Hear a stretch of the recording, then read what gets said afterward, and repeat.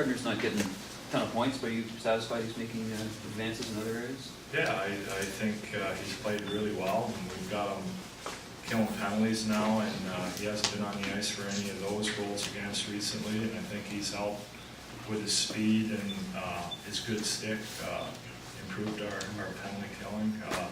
He gets out of trouble all the time in our zone, especially when teams want to forecheck us hard. He's the guy who can get back there and get out of danger. So, you know, he's not a primary guy on the power play. He's not playing behind our top line a lot. So points aren't something that we're concerned about right now.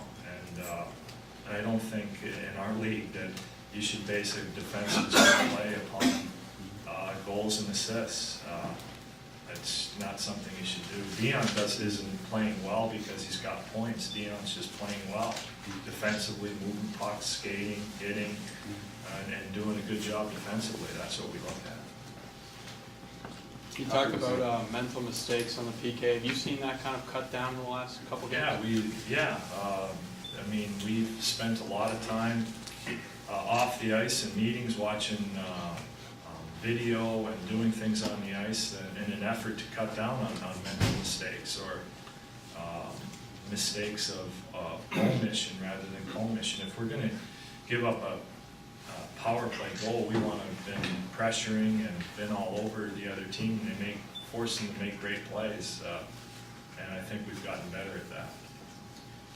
I was in Detroit last night talking to some of the Oilers, and I heard a lot of the same things I heard from your players this morning, that they're buying into the system. The guys are growing in confidence with each game. As a coach, does selling the system become an easier job when they see that success on the ice? Yeah, well, what my job is to identify our strengths and play to them.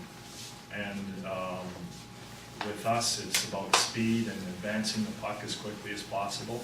So it's very easy for our players to identify with our identity and try to play to it. And my job is to remind them the times and games when they're not, when they put a disguise on and try to do something else. So it's been really good listening to our players, and you want the loudest voice in the room to be the collective voice of the players, not my own voice. And once they're the ones talking about it, it's a lot easier to coach the team because they hold each other accountable. If somebody's not living up to the standard of our identity, he hears about it from a teammate, and that's where we eventually want to get. So it's they are involved in the process and have ownership, and they push each other to keep on getting better and stay within the identity of our team.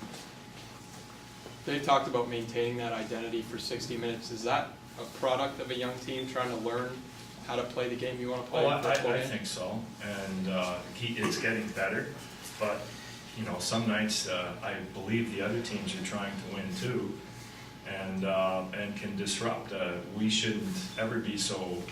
You can't be so arrogant to think that we can dominate every team if we just play to our identity. The other team's going to try and disrupt what you're doing and play to their own identity. And the other night, it was their forecheck got in, and we didn't respond very well, and we had trouble clearing the zone in order to do what we do best. And we're going to face that a lot until we solve the problem of easy clears and smart plays, and if you want to say punting the puck every once in a while if we have to, we've got to learn to do that in order to disrupt that part of the game and frustrate another team.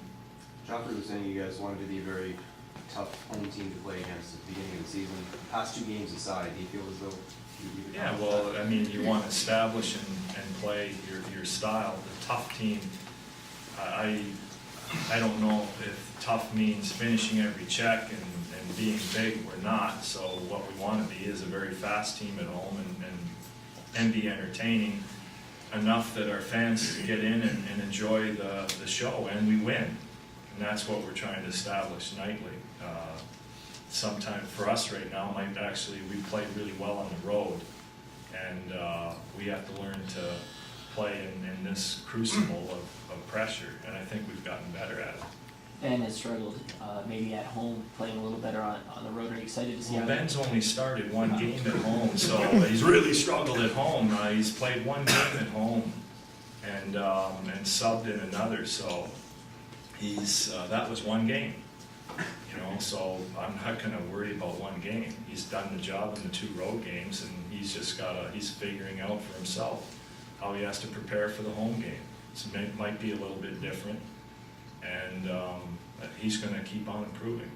Ronnie, what's the difference, if anything, in Cooley's games so far that's hampering his production? Well, I think the puck has just been bouncing on him. Without a doubt, he's their best forechecker, getting in and mucking it up. And Cooley in the past has been a streaky scorer. I think over the course of time, he's going to get his 25 or 30 goals. We just have to be patient.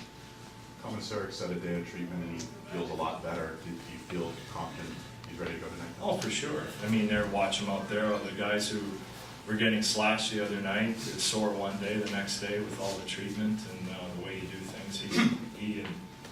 He's fine, and so is Lupul, so we have no issues there. The difference between the